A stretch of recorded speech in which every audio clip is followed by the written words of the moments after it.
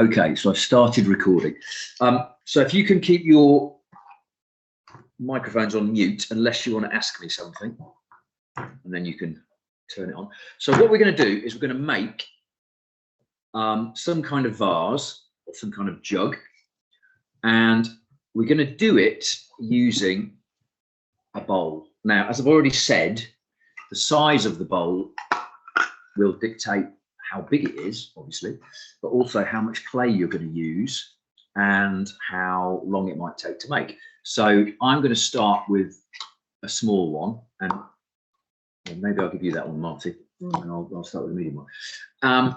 So the bowl is really useful for two reasons. Number one, we can make our pinch pot in it really quickly. And number two, most importantly, it supports the bottom of your pot. So you could just make a pot without a base. But what will happen is as you build up the side of the pot, the base, which starts off being nice and round, will kind of flatten out like this and get wider and wider. So it helps support what you're making, and it's really useful. Do you want to close that door, Marty? No, I'm going to bring something through. Okay, look, I'm going to stop recording for a couple of minutes because our shopping is arrived. Going to drive everybody mad. So, okay, so I'm recording again. So a slight pause there to get the shopping in.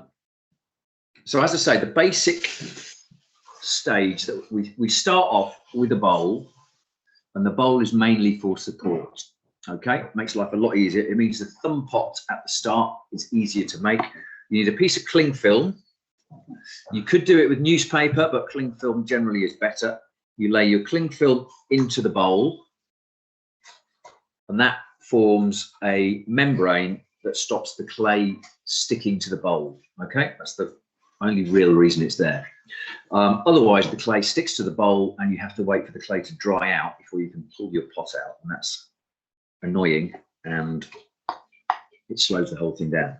So the second thing that I had done is I had decided to make a ball of clay, and I've made it, as you can see, comparing it to the size of my hand. It's before we've used a ball of clay that is the size of a tennis ball. This one's quite a lot bigger, and it doesn't have to be exactly the shape of a ball, but just easy to start with. And what we're going to do is we're going to make our pinch pot into our bowl today. So you're going to put your pots of your ball of clay into the bowl, and then you could do this with two thumbs. Just press into the middle like you would do with a pinch pot, and you're squeezing the clay outwards, and when it kind of gets to the width of the bowl, it will kind of sit into the bowl really nicely, and you're going to basically make your pinch pot in the bowl. Okay, and this is going to be the base, so you don't want it to be too thin. Now, this is where if you haven't quite got the right amount of clay, don't panic. We can correct it, but we want the base to be quite thick because it's going to have to support the rest of the weight of the pot. So I could have started off with a bigger ball of clay, but it doesn't really matter. So I've just pressed into the clay. The wall of the clay at the moment is thicker than my finger. Okay. And I've pressed it with both thumbs, and what I've kind of done is pressed it into the shape of the bowl. When you say at the moment, will it get thinner or not? Well, no, we don't want it to get thinner. We want it to, because that's the base. We want it to be thick enough to support the weight of everything else. So if, like me, so it's good when I make mistakes that you're going to make, possibly. If your bowl is bigger than your piece of clay, your ball of clay, don't press the ball of clay out too much. Okay, just stop. So mine, you can see, isn't high enough on the sides. What I'm going to do is take a coil of clay that I magically made earlier. How did I do that?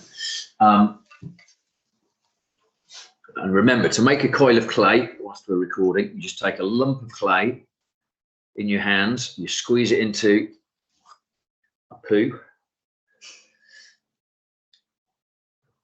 And with this, actually, it doesn't need to be much more sophisticated than this, because we're going to make it into a wall in a minute. And again, it needs to be quite a bit thicker than your finger. And if it gets too long like this one, just tear it in half. And just keep squeezing, remembering, no, that looks good. Remembering not to make it too thin. It's better to be too thick with the clay, and then we can just shape it, than to be too thin, which makes it harder to shape. So I've got my coil of clay. I've got my bowl with my pinch pot squeezed into the bowl. And if I turn this out, you can see, hey presto, because I've got a bowl that's quite nice and round, I've already got, in 2 minutes flat, a very simple but very smooth pinch pot out of it. Mother's Day present. Mother's Day present, that's a good idea, yeah.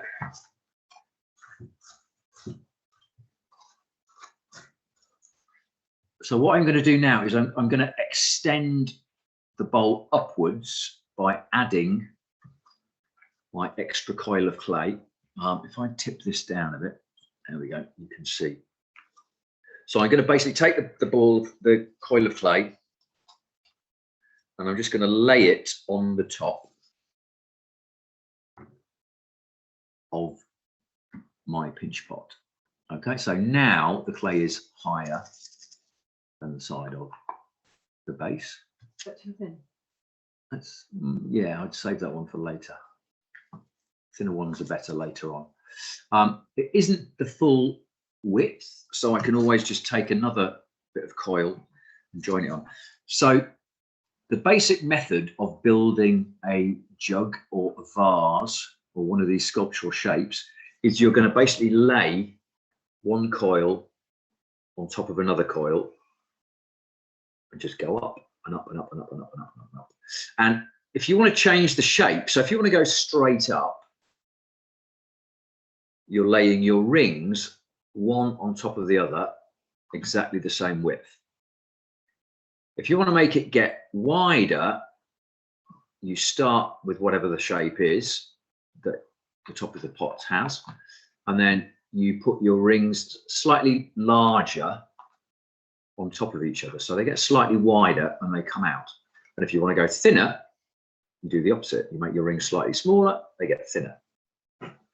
Okay, so you can create a shape that goes straight up, a shape that goes out, a shape that goes in. You can make a shape that goes in and out. Do all kinds of different things. We're not joining it yet. We're going to join it any second now. Yeah. So one right ring at a time. Just one at a time. Yeah. Just do what I do. Okay. Do what I do. Okay. Everybody happy? Hands up, thumbs up if you've got some clay coils ready to go. Great.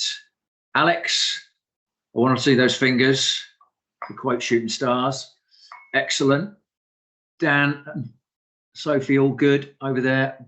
Bo and Taffeta, you've got like the holy light of God bursting over your shoulder at the moment. It's like some epiphany is going on. Okay, everybody's good. So the step that I'm at is, doesn't matter, it's not blinding me, Taff. I've laid my coil, which is too short, but that's okay, on top of my bowl. Now what I'm going to do, if you remember, to smooth the clay down, you use your thumb, and you can either use the tip of your thumb or the side of your thumb. I suggest you use the tip of your thumb for this. So I'm just going to smooth the clay down on the inside of the pot. And the clay, my clay is really wet. It's really damp. Easy to work with, isn't it? So it is really easy to work with, but actually it's a real pain because it picks up any smudges or fingernails or thumbprints that you make when it's like this. So it's really too wet. And it's also, it won't hold its shape as well when it's really wet. So if you've been watching the Great Pottery Throwdown, which I've watched about 30 minutes of, they've all got an industrial heater to dry out the clay as they go. And that's why when the clay is too wet, it doesn't hold the surface well. So I'm just smoothing the inside of the bowl with the side of my thumb now. And I'm going to do this a lot, and I'm not going to explain why, so I'll just tell you now. So as I've just said, one of the problems with if the clay is too wet is that it picks up fingerprints and accidental marks all the time. So what we need to do is dry the clay out. So the more you handle the clay, the drier it is, because your fingers are warm, and that helps get rid of the excess moisture. Okay, so I've got a slight improvement. My pot, or my clay is now slightly higher than my pot. There's a gap. Okay, so it's very unlikely that your coil is exactly the right length. Okay, if you've got too much, you might just pinch the bit off. Like if you can see that there, I could just pinch that bit off and get rid of it. If you've got a gap, just take another coil and work out how much you need to fill the gap. Just put it in the gap. Okay, and then smooth down the inside. Now, at the moment, we can only do the inside because we can't get to the outside, but there is, I won't do this too often, but you can see on the outside of my pot, there is a join line, which is hidden by the top of the rim of the pot. So you've got two options. You could leave that join line where it is, which is what I would advise. And then later on, you could just squeeze it in. Or if you want to, you could just carefully lift your clay out of the bowl and just try and smooth down the sides of the pot to join. Just start to get rid of that horrible gap. Okay. So I'm doing it because I've explained it, but you might want to leave it and just do it later on. It would be easier probably later on. Does it have to be downwards, the smooth? It tends to help if you go downwards. Yeah, I mean, it might work if it goes up, but it tends to be though, if you go downwards, you're always squeezing the clay down to the body of the form that's already built. So it makes the body thicker. If you're squeezing upwards, you're taking it away from the lower areas, which makes the lower area weaker. Okay. So essentially, all we now need to do is continue to add coils of clay and build the shape up until we're at the height that we want it to be. And then as you add each coil, smooth the sides and keep going. Okay, so for my next coil, I'm going to lay it on top. Now, at the bottom here, this is the section that I filled. So there's a join here and a join here. If you were clever and you had one big coil and you cut the excess off, you might only have one join. Okay, so that means potentially that place where the join or joins are might be a little bit weak. So when you add your next coil on top, try and avoid the next joint lining up on top of those. Okay, so the way that you do that is really simple. You take your next coil and you put the middle of that coil over where that last join was, and then you put your next join somewhere else entirely. So I've got another coil on top. We can see on my one, on one side, the rim is starting to be a bit unlevel. It's not a problem. So I put my coil on top. I've just laid it on top. And then obviously what I now need to do is smooth the sides again. Okay, so I'm going to start on the inside. I just find it easier to start on the inside. And I'm going to start halfway from the join. So I'm starting from the middle of the coil and I'm working outwards one way. I'm doing the joining around the inside. And I'm using the tip of my thumb.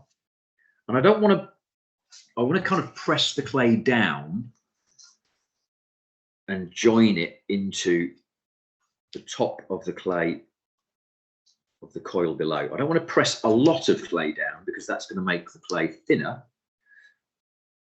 And if it's too thin, it gets weaker. So we don't really want to do that. So the way that we have already counteracted that problem is we've started off with a coil of clay, which is very thick.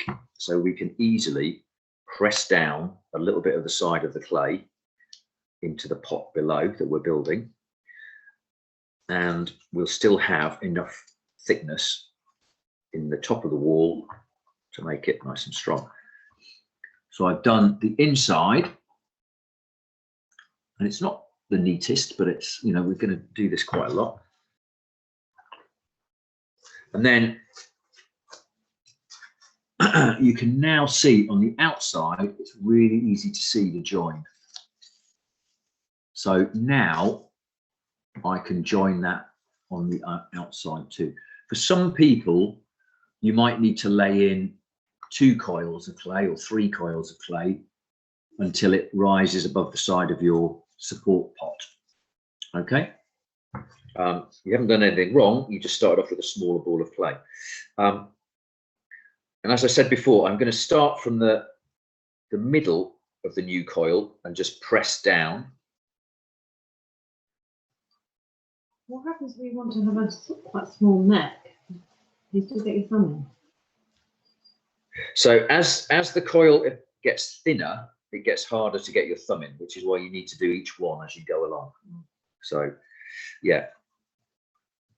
So when I teach students and they're in a hurry, or they're just 15 and not really listening, and it seems to be the 15-year-olds in particular that go through that phase. Apologies, any 15-year-olds listening, not all of you.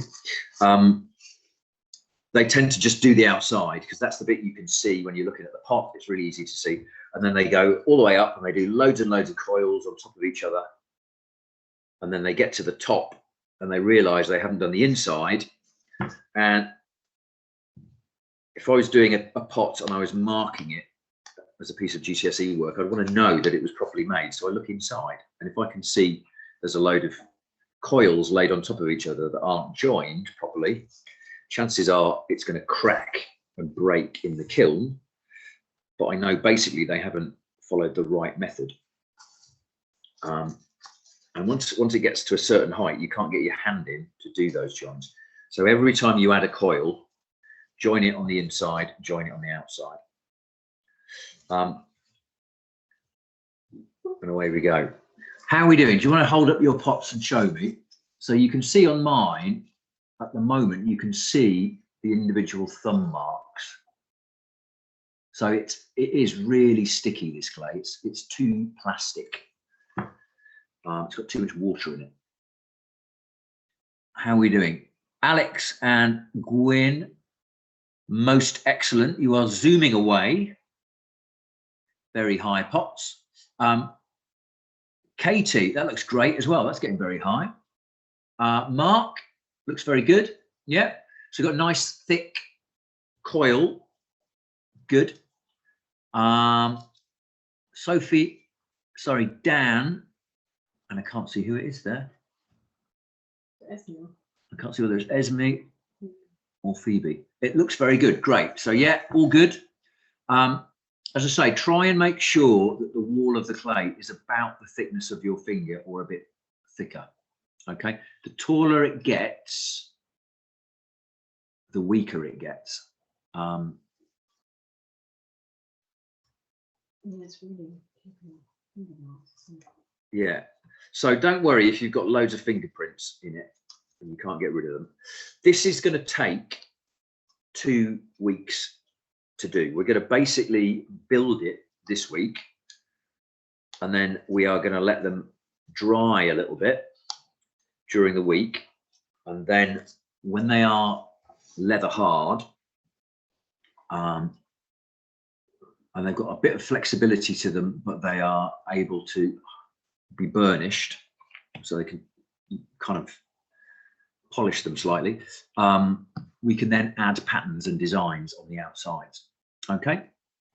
Now, the other thing that is really good about keeping it in the bowl is that it naturally keeps a circular shape. If you're building it by hand and you don't have a wheel, it's very easy for that shape to distort. So the bowl does lots of really useful things. The other thing that you might want to look out for is, and you can see it slightly with my pot, if I hold it at an angle, can you see that the top of my pot is not completely level? There's a bit of it here where it dips in. And what I might need to do is I might need to add a little bit of clay across there just to try and keep the pot a bit level. And because we've got very wet clay, we don't need to worry about slip and sgraffito joining, which is what you would normally do to make sure it joins properly. It's very wet clay, so it's very plastic, and just slap a bit of clay on. Although Katie might not have that, she's got the old clay. This is the old clay. That's what we've got. Clay? Yeah, this is just an old bag of school clay. Oh, cool. I haven't properly opened up the bags of specialist craft clay that I got for you, but from what I could feel of it, it was basically quite damp as well. So I think it's probably all the same, basically. I imagine the manufacturers have, in order to cut costs, ordered or delivered slightly wetter clay than they used to, so that we're basically paying for more water and less clay. And that's what they've done to keep the prices the same for the last 5 years. Doesn't matter. Okay, so I've just smoothed the top of that a little bit. Yeah. So it's not perfectly level, but it's better. And you can also see that it's still quite fat. Yeah. Okay. So remember, if you are making a bowl and you want it to get wider, the trick is you take your coil, your next coil, and instead of laying it on the top of the previous coil, you lay it slightly outside. And then the next one on top of that, slightly outside.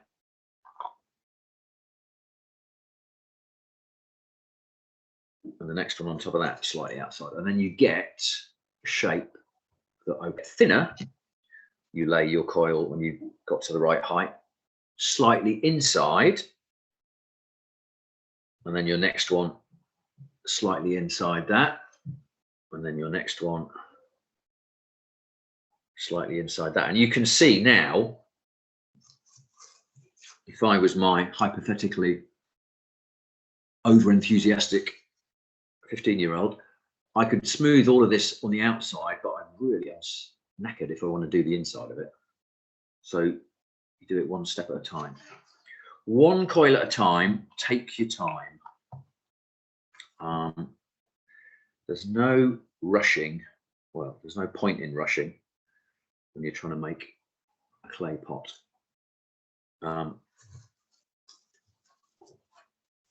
So what I'm going to do is I'm going to build mine up a bit higher, and then I'm going to bring it in, I think. It's going to end up with like a sort of funny lip. It will do, but you can smooth that out once it's a bit drier. So as you're adding each coil, and you've decided whether it's the same width, or it's slightly wider, it's getting wider on the outside, or whether it's getting thinner on the outside, it's coming in. I'm just smoothing the inside first.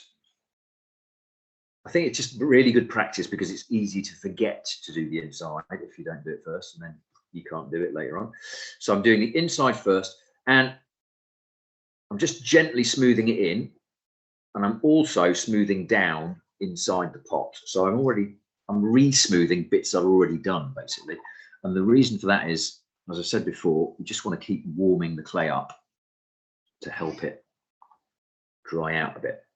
Now, quite a few of you have got quite a way ahead of me, and you are already building quite high pots. So another thing you might want to do at this stage is get some old newspaper. If anybody still has old newspapers in their house, reads the newspaper, and you're just going to stick the newspaper inside. Okay, so I'm just going to grab some newspaper in a second and do exactly that. Does it matter if you don't have newspaper, it's not the end of the world. As I've said before, you can use other things. I find Amazon parcels very kindly come with this lovely brown or grey paper that they just kind of scrunch up to stick in as cheap biodegradable packaging. And actually, I'm all over it. I kind of take it and smooth it out and stick it in the shed to draw on. But that's quite good. Or don't use tissue paper, and don't use toilet roll, and don't use kitchen roll because it is too absorbent. What else you could use? I mean, you could use a plastic bag, frankly, as long as you can get the plastic bag out at the end. You don't want to put a plastic bag in the kiln because it will produce lots of noxious poisons. And that wouldn't be good. Okay, so my bowl has got quite high. So there's the base of it. So I think, like a lot of you, my bowl is now about twice as high as the actual pot that it stood in. I'm just going to get some newspaper.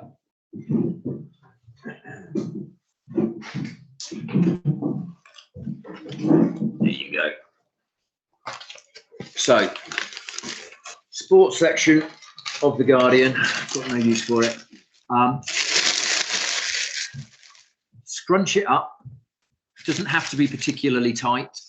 It's just a kind of loose scrunch, and then just stick it inside. Okay. So you've got to be happy that you've done all the smoothing you want to do at the stage. But I should have done this before it got too thin. That'll be all right. You can just scrunch it more. And if you've made it too thin on the top, as Marty's just said, just scrunch it up really tight and then stick it in, and it will naturally open out a little bit. Okay. And I'm not going too far with the newspaper. I'm just kind of, in fact, that's probably fine at the moment. One bit. It does several things. Normally, when you're building without a bowl, it just provides a bit of packing inside, and it gives the form a bit of strength to stop it getting squashed. But also, if you're using newspaper absorbs water really easily, so it's going to help draw out the moisture from the clay in order to help dry your bowl out. And we're making vases or jugs, so we're going to have a mouth at the top, and we can pull the wet newspaper out later on, and in a couple of days throw it away if you want to. So you don't have to do that, but it can be quite handy to do that. Okay. Do I have to get this really smooth now, or can I do that next time? No, you can do it next time. It will still be. It will be easier to smooth later on. So all we're really concentrating on today is making the body of the form. I'm going to put a couple of coils on that are inside. So not literally inside, they are sat on the inside edge, and that's going to let me make a shape that curves inwards. Okay, and this is a bit trickier to do, so I'm going to actually join it on the outside first, just because it's easy. And then I can join it on the inside. And as you can see, because the clay is so damp, you can see every individual finger mark that I've put on there. Here comes the dog chasing the cat. It's all right, Benny. Let's all go.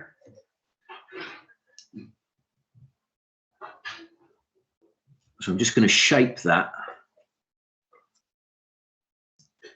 around the edge to make that edge a bit softer. You could, if you want to make something that steps in, kind of end up with this kind of effect where I've brought a coil in and then I've just gone straight up again. So that kind of creates a kind of Greek urn kind of stepped side, and then I've just kind of shaped this with my fingers to get that nice kind of smooth edge. So this one is leather hard, and I don't know whether you can see the difference. Well, what you can see is that this one is really smooth, but hopefully what you can also see a little bit is, can you see that it's also a bit more shiny? So as the clay gets more dry,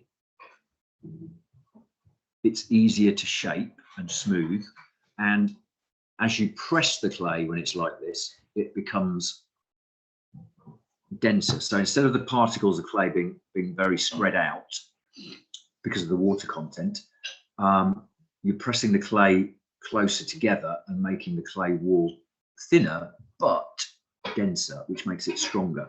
So it reaches a point where pressing the clay makes the wall, the outside surface of the clay, denser and stronger, and it becomes slightly shiny, and that effect is called burnishing.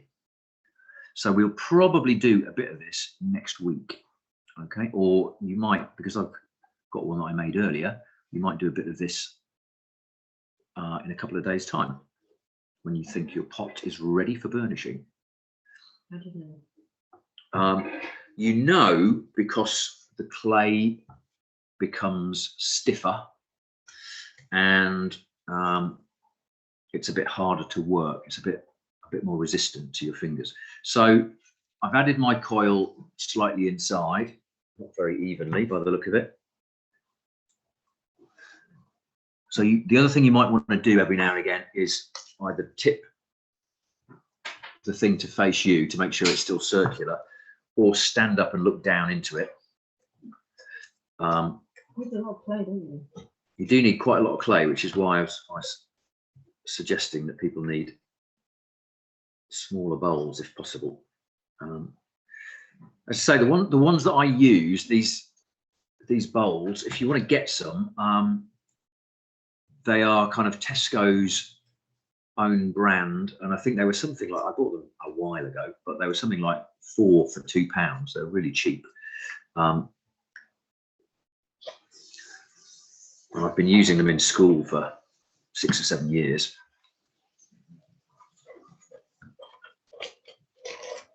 So they're pretty sturdy.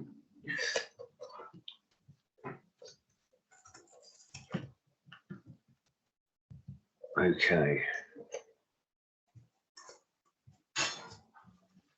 Yeah, so one side of my bowl, I think you could probably see this.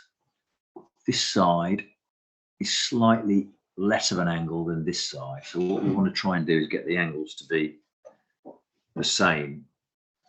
The gold standard of pottery making is to have something like this, symmetry all the way around. So the side profile of the bowl, whatever it is if you turn it around, it's exactly the same, which is why people use potter's wheels, when you're working with a potter's wheel, you're shaping both halves at once with your hands. I've only ever had about 2 goes in my life on a potter's wheel, and it's actually really difficult. You've got to have really strong forearms and thumbs.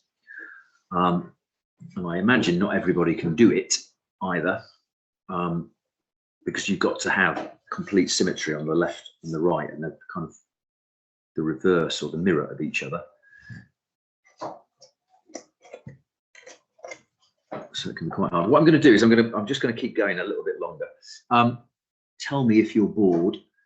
We're kind of 4:25, so I'll maybe do another 10-15 minutes and then I'll stop recording.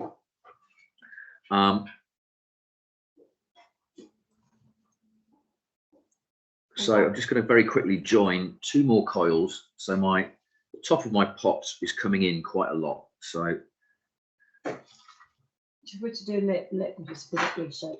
So if you want to do a lip and open it out, you can just open it outwards. I'm pointing at the ceiling. They saw me. What the fuck is wrong with you? Yeah. How are we doing? People tiring?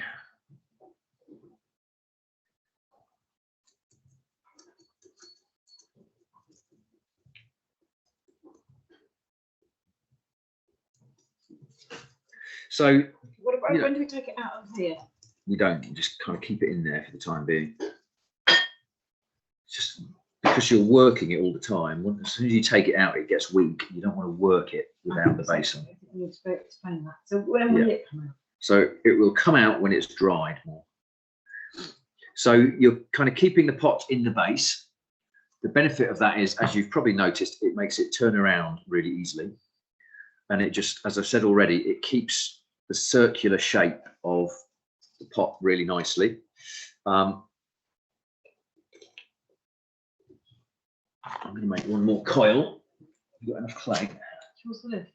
I've got a bit here and a bit here. So I've been joining the outside and the inside as I've gone along.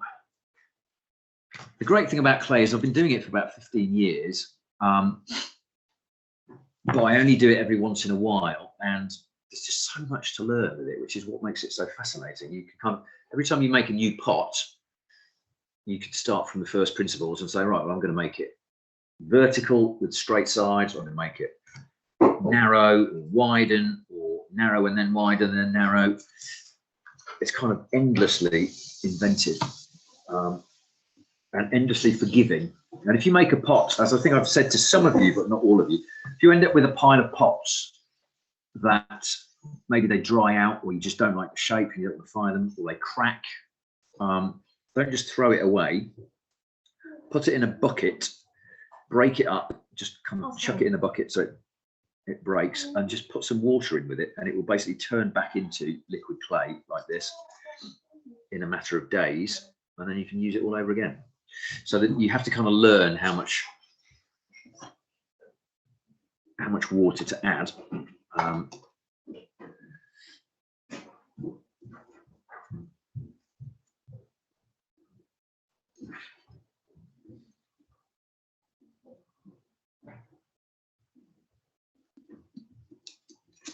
So next week we'll finalise the shape as well. So next week we will probably do 2 things.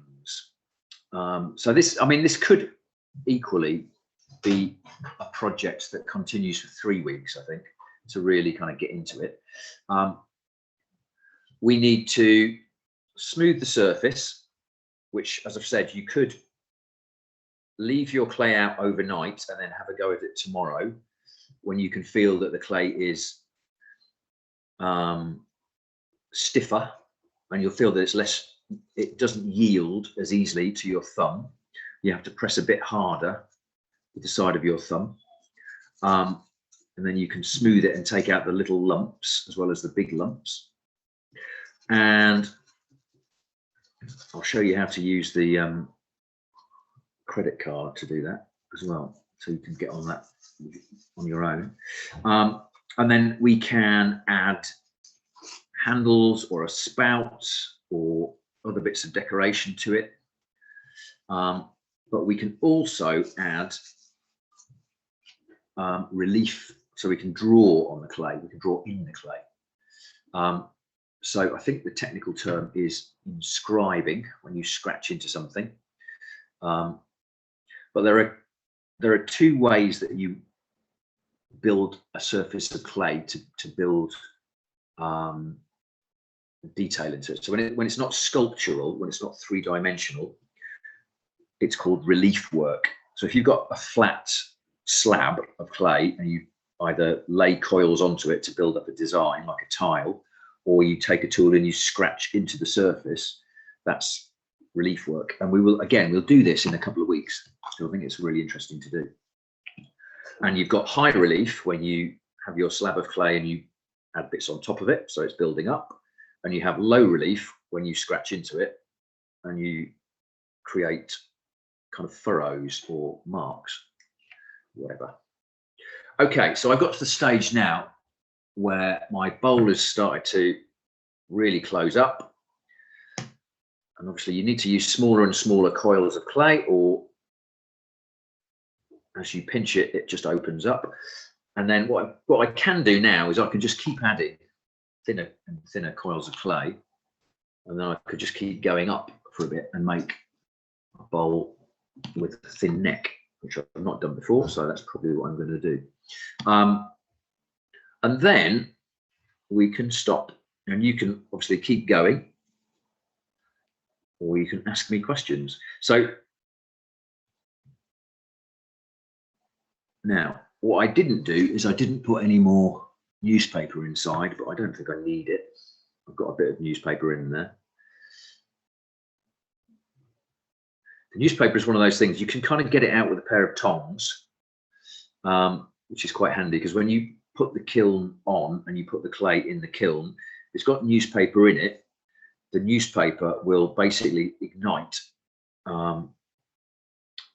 what is it, 450 Fahrenheit, something like that, which I can't quite remember the equation, but it's something like 220 degrees C, I think, when paper basically bursts into flame.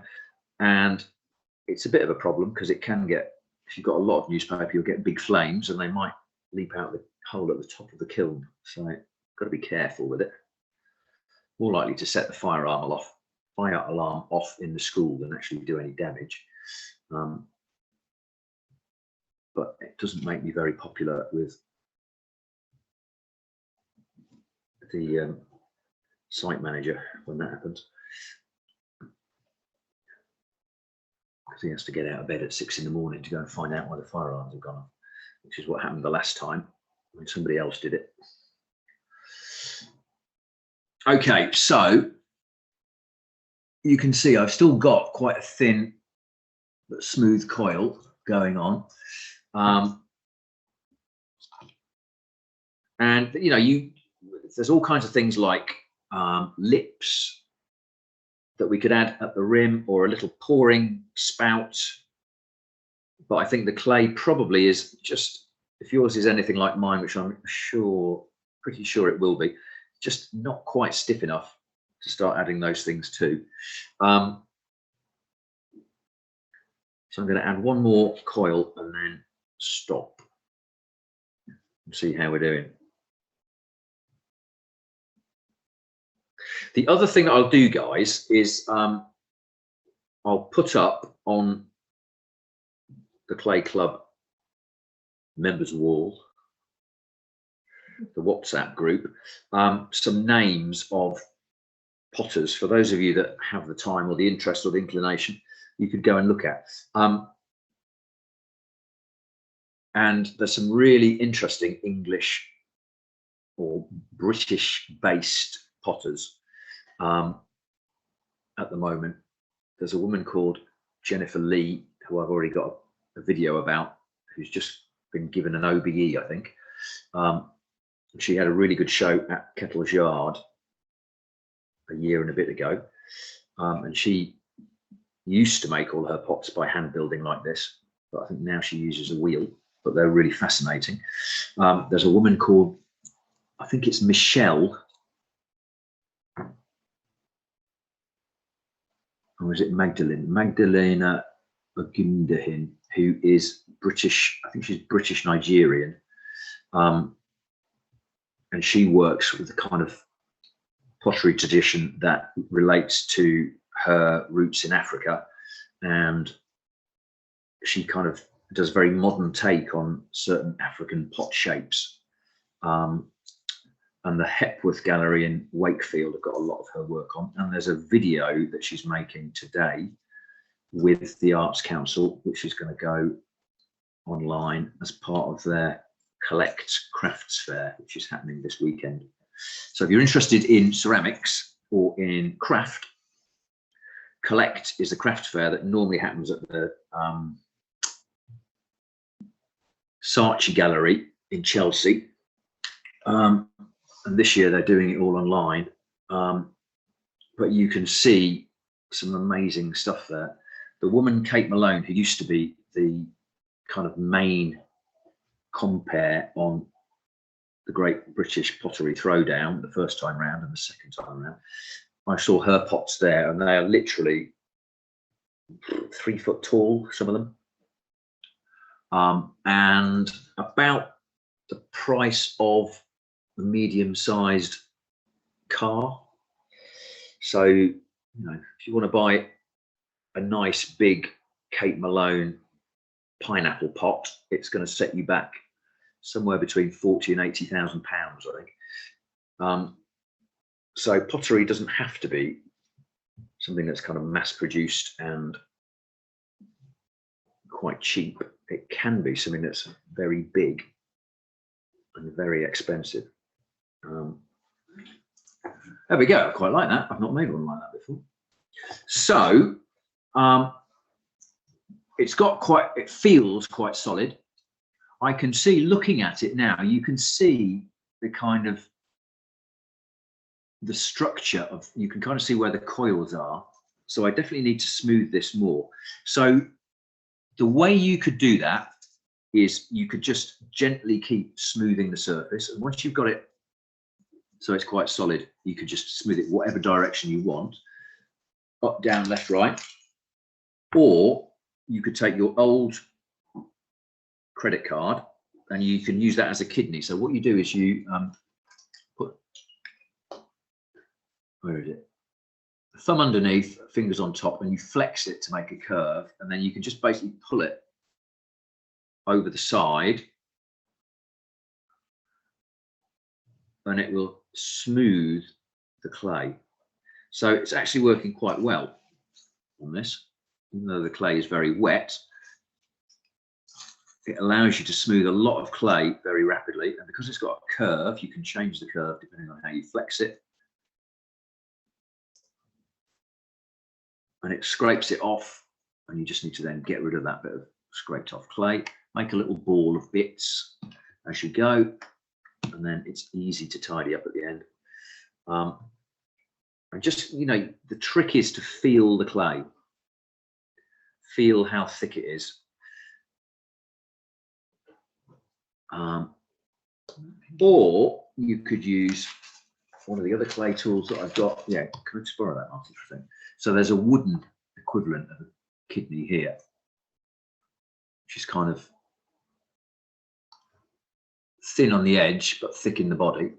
It's got a hole in it. I think the hole is simply so it's nice to hold, and then that again allows you to curve things. But I think a credit card is really good because you can get the curvature, and then depending on how you've done the curvature on your pot,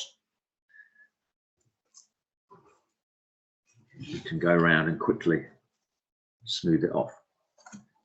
So you can go around the pot, or you can go up the sides or down the sides.